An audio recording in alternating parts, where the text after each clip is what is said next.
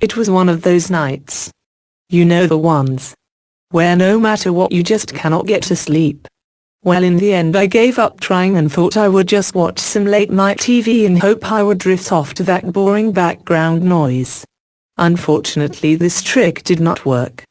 The minutes very slowly turned to hours, and before I knew it, it was 4:44 in the morning. All of a sudden there was a knock on the front door. Thump. Thump. Thump. The hairs on the back of my neck instantly prickled upright. My gut told me something was wrong. Nobody ever came round to my place at that time in the morning. No one. The dread was building up. I tried to shake it off. I said to myself it would be one of those clichés, like someone's car had broken down outside my house or the like. Nothing sinister.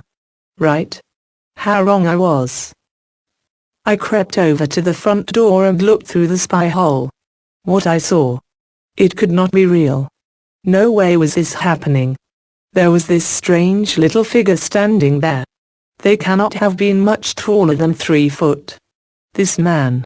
At least I assumed it was a man. He was also a strange shape. Almost egg-like. Their face was large, round and flat like an old creepy man, but somehow smooth and shiny, like that of an eggshell. They had large radar-like ears and a bald pointed head. Strangely, their nose looked normal, one of the few human traits. This anatomy could not be real. Though despite all these very characteristic features, 2 things stood out more than anything else. His huge, creepy, grinning mouth that spread almost across his entire abnormal face, but even more frightening than that were his tiny little beady black eyes. He screamed the phrase "Shock-a-doobie" in his voice and proceeded to throw himself against the door. I was overwhelmed with the deepest and darkest, most crippling fear I had ever felt in my life. My inner instincts knew this Eggman meant me ill will, but what to do?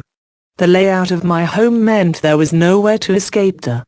I did not have a back door to flee through. The front door was already buckling. I had no time to even smash one of the downstairs windows. The front door was beginning to splinter. I was quickly running out of time. Upstairs was my only option now.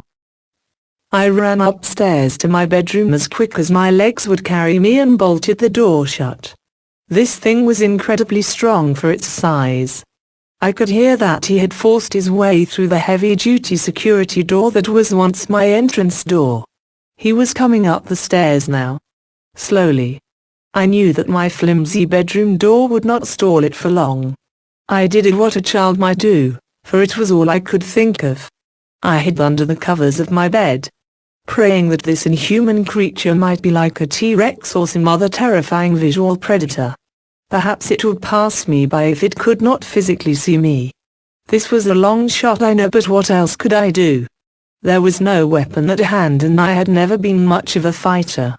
In a flight or fight situation, I was predisposed towards flight every time. I cursed myself for being such a coward. Bang!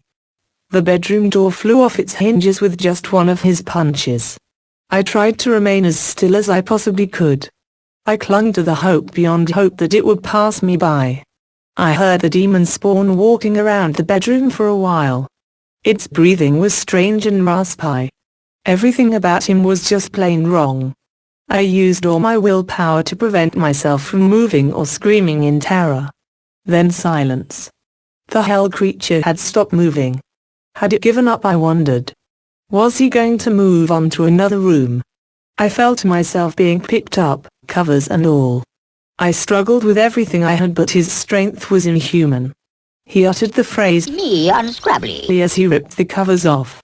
He held me there smiling with such glee. His dead beady black eyes seemed to shine in the moonlight. He screamed just one word while staring at me unblinking.